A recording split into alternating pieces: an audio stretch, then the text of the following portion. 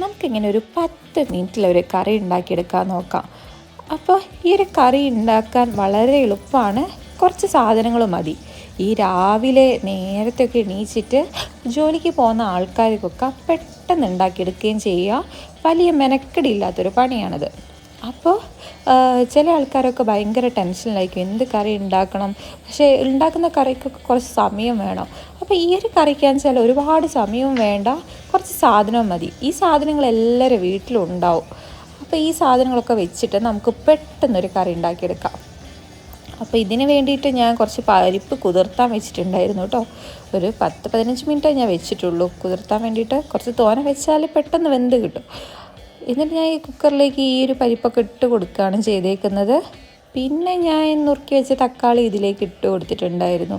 തക്കാളി, പിന്നെ നുറുക്കി വെച്ച ഉള്ളിയും, അത്രയും സാധനങ്ങൾ മതി. ഇതെല്ലാവരുടെ വീട്ടിലുണ്ടാവും. എല്ലാവരുടെ വീട്ടിലും ഇത് തക്കാളി, ഉള്ളിയും പരിപ്പോ എല്ലാവരുടെ വീട്ടിലും ഉണ്ടാവുന്ന ഒരു സാധനമാണ്. അപ്പോൾ നമുക്കിത് ഈ ഒരു കറി ഉണ്ടാക്കി കഴിഞ്ഞാൽ തന്നെ നമുക്ക് ചോറിന് കൂട്ടാം, ദോശയ്ക്കും കൂട്ടാം. അപ്പം ഒരു തവണ ഒരു കറി ഉണ്ടാക്കിയാൽ അത് നമുക്ക് രാവിലത്തെ ബ്രേക്ക്ഫാസ്റ്റിനും ചോറിനും ഒക്കെ കൂട്ടാൻ എളുപ്പ മാർഗ്ഗമാണിത്.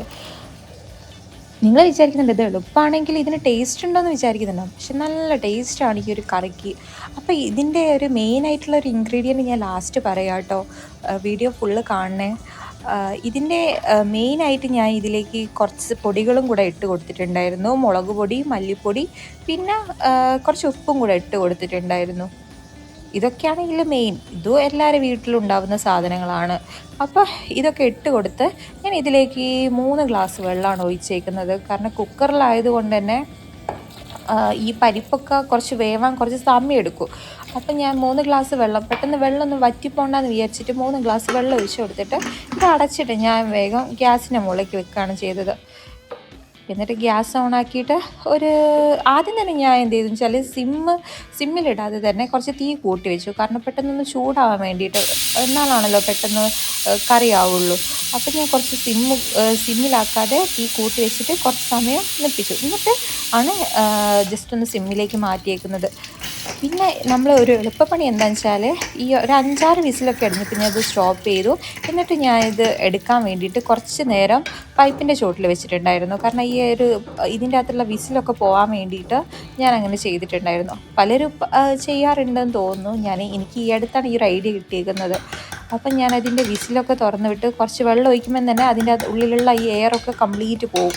അങ്ങനെ ചെയ്തപ്പോൾ വേഗം എയർ പോയി. പിന്നെ ഞാൻ വേഗം തുറന്നു. പിന്നെ ഞാൻ എന്താ ചെയ്തതെന്ന് വെച്ചാൽ ഇതിൽ ഇതിൻ്റെ അകത്തുള്ള പരിപ്പൊക്കെ ഓൾറെഡി വെന്തിട്ടുണ്ടല്ലോ, അതൊക്കെ ഒന്ന് ഉടയ്ക്കുന്ന സമയത്ത് നല്ല മുഴുപ്പ് കിട്ടും. നല്ല മുഴുപ്പ് കിട്ടും ഇതിന്. അപ്പോൾ നല്ലോണം ഒന്ന് ഉടച്ച് കൊടുക്കുകയാണ് ഞാൻ ചെയ്തേക്കുന്നത്. അപ്പോൾ ഒന്ന് നല്ല സെറ്റായിട്ട് വന്നിട്ടുണ്ടായിരുന്നു കേട്ടോ. പിന്നെ നല്ലോണം ഉടച്ച് കൊടുക്കുമ്പം തന്നെ കറിക്ക് ഒരു കട്ടി വരും. അപ്പം തന്നെ നല്ലൊരു ടേസ്റ്റാണ്. പിന്നെ എന്താ ചെയ്തതെന്ന് വെച്ചാൽ ഒരു പാൻ എടുത്ത് അടുപ്പത്തേക്ക് വെച്ചിട്ട് അതിലേക്ക് കടുകൊക്കെ പൊടിച്ചിടാൻ വേണ്ടിയിട്ട് ഞാൻ അങ്ങനെ ചെയ്തേക്കുന്നത്. എന്നിട്ട് അതിലേക്ക് കുറച്ച് വെളിച്ചെണ്ണ ഒഴിച്ചിട്ട് അതിലേക്ക് കടുക് ഇട്ട് കൊടുത്തു. കടുക് പൊട്ടി കഴിയുമ്പോൾ ഇതെടുത്തിട്ട് ഞാൻ നേരെ കറിയിലേക്ക് ഒഴിച്ചു. പെട്ടെന്ന് തന്നെ തീ കൂട്ടി വെച്ചതുകൊണ്ട് തന്നെ പെട്ടെന്ന് തന്നെ കടുക് സെറ്റായിട്ട് കിട്ടിയിട്ടുണ്ടായിരുന്നു കേട്ടോ.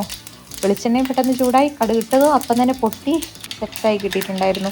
എന്നിട്ട് ഞാൻ നേരത്തെ നമ്മൾ ഉണ്ടാക്കി വെച്ച കറീൻ്റെ അകത്തേക്ക് ഇത് ഒഴിച്ചു കൊടുക്കുകയാണ് ചെയ്യുന്നത്. കുറച്ച് വിട്ടൊക്കെ നിൽക്കണേ, കാരണം ഇത് ഭയങ്കര ടാസ്ക്കാണ്. എനിക്കിത് ഭയങ്കര പേടിയുള്ളൊരു കാര്യമാണ് കടുക് പൊട്ടിക്കുന്നതൊക്കെ. കാരണം മേലൊക്കെ തെറിച്ചാൽ അപ്പം തന്നെ പൊള്ളി സൈഡാവും.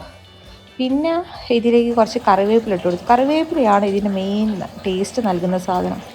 അങ്ങനെ കറി ഒന്ന് നല്ലോണം തിളച്ച് മറിയുമ്പോഴേക്ക് കറിയുടെ സെറ്റായിട്ട് കിട്ടിയിട്ടുണ്ട് കേട്ടോ. നല്ല അടിപൊളി കറിയാണ് കേട്ടോ.